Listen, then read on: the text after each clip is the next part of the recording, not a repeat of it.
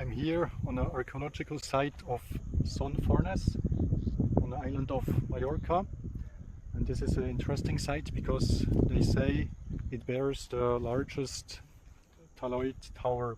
We're going to visit this tower.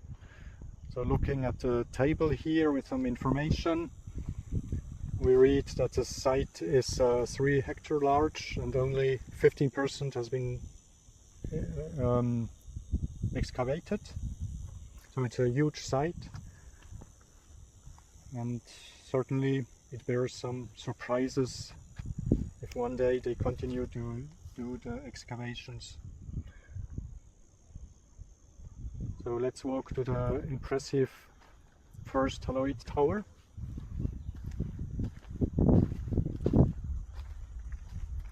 The stone blocks are around 9 tons heavy, and what's interesting, there's an entrance, and you will notice how large the walls are. They are 5 meters large. So we're entering now.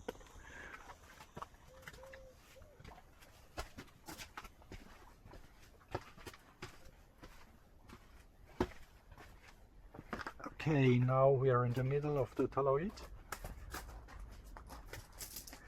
There's a column in the middle. Supposedly there were stone slabs on the top to build the roof. We saw this on the other side, Hospitalet. There were still today some slabs on top of it. You see here a chamber, no idea what it was.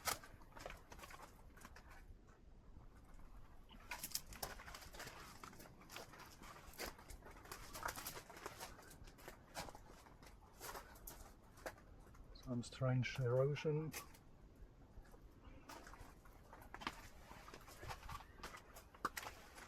And one detail I noticed here, some stones, they have a reddish color, ochre color. This is interesting because I visited temples on Malta which are very old, around 3,500 years old or even older, and they were supposedly full of this color inside outside. On some stones there in Malta you see this ochre color, and here I was surprised to see as well this color. I don't know if it's natural or not, but it seems to me as it was placed intentionally. Maybe somebody has more information. I haven't read so far anything about this possible color.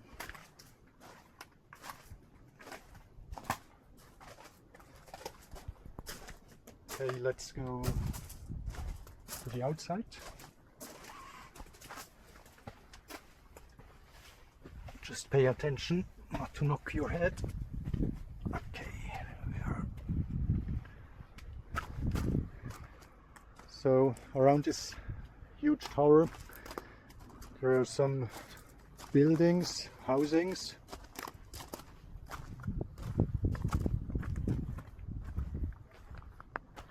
Well, the state of preservation is not that good. I mean, they used a lot of mortar to fix the stones.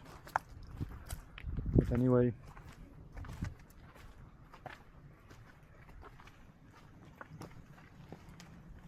You have just to keep in mind that Talaoit culture started about 1500 BC.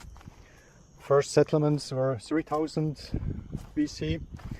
And after the end of the Talaoit culture, there were the Romans, then the Islamic culture. So all these, they made modifications to the structures, and what you see now, it's maybe not the intentional plan of the builder at that time. What they say, there was a fire which destroyed a lot of the site. Apparently they could reconstruct this fire, and some buildings were rebuilt, but differently as intentionally planned.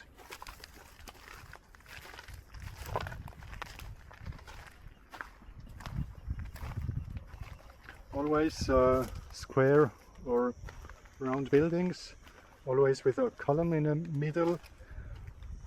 They say to support the roof, and they say also there were always a cistern or a place where they put water in ceramic vessels.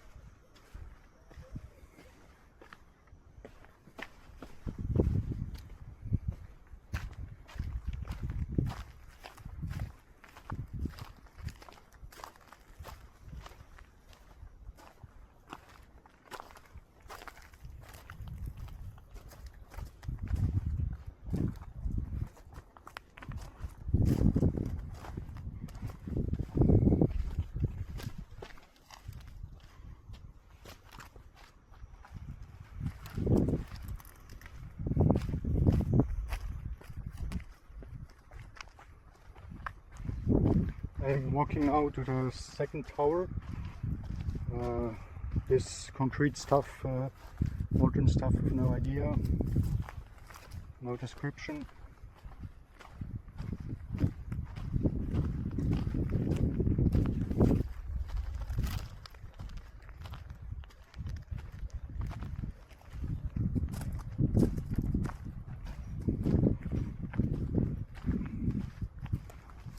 Again here probably a place where they put a ceramic vessel to store water. You see in supposedly every housing such holes.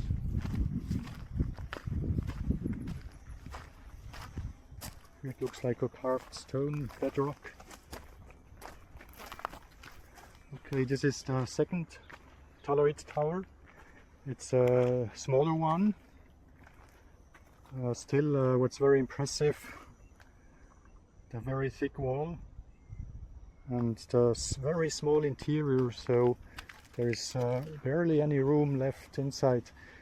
They say they constructed this tower and they had to modify because of stability, so the initial entrance was placed at a different place, so the entrance is now from above and not as intentionally planned from below ground level. Here you see how large the walls were and how small the interior is. And to compare the size, I can film my wife. Smile for the archaeology, that's good, thank you. Again, some holes in the ground, maybe to store water or whatever, like fire.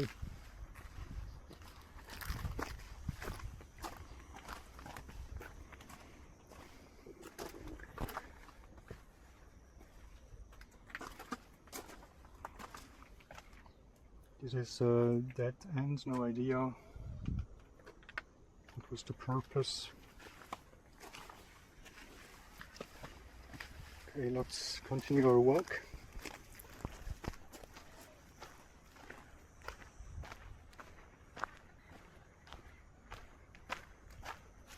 Thick walls here again, unfortunately fixed with modern time mortar.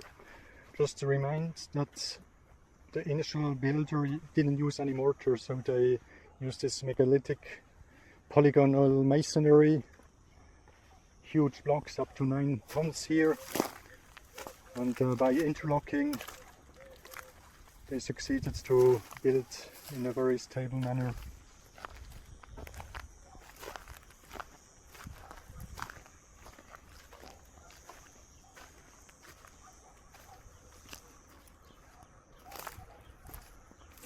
For that site here, I haven't read anything about it. There is no panel with a description. There is an impressive hole.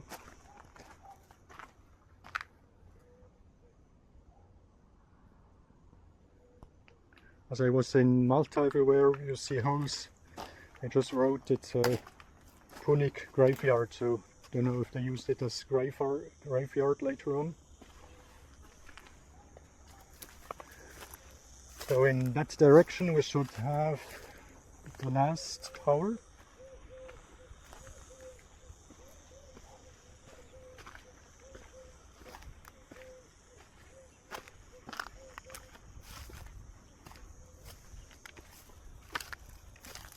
Yes, this is the last third one here on that site.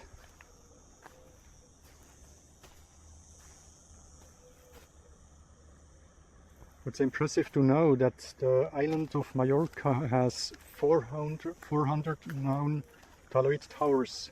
So this small island had certainly a pretty large population for that time, because it was certainly also a dry period. That's why they didn't use a lot of wood to build, but mainly stone, and even they used a stone roof. So as the colleague from the YouTube channel One-Eyed Wall Building Giants described, he said supposedly it was a very dry period and people had to get to use a lot of fantasy to build and to survive, and also they used mainly stone because there was not a lot of wood around.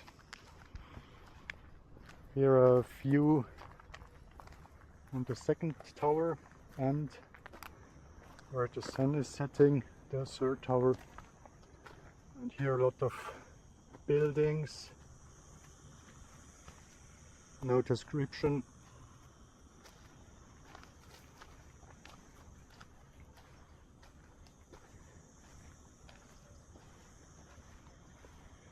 So how to differentiate if it's megalithic builders or Roman? Romans, they used smaller, just uniform blocks, and megalithics, they used large blocks, interlocking, no masonry, unlike antique Roman did. And here we got two remaining building. And they say it was used in a later period as sacral rooms, kind of temple, whatever. So this one has a rectangular form, square walls, and this one has slightly round walls at the end.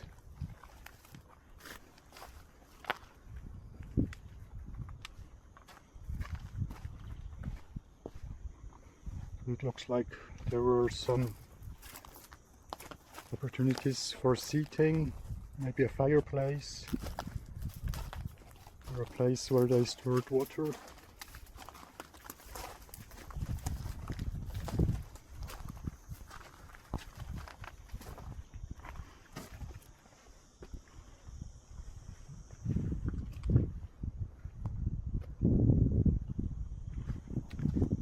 So it's the middle of August, pretty warm, that's why I have this fancy outfit, sorry for that.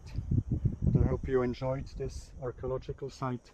It's impressive, as much as the site Hospitalet I visited the day before, you can also find on my channel.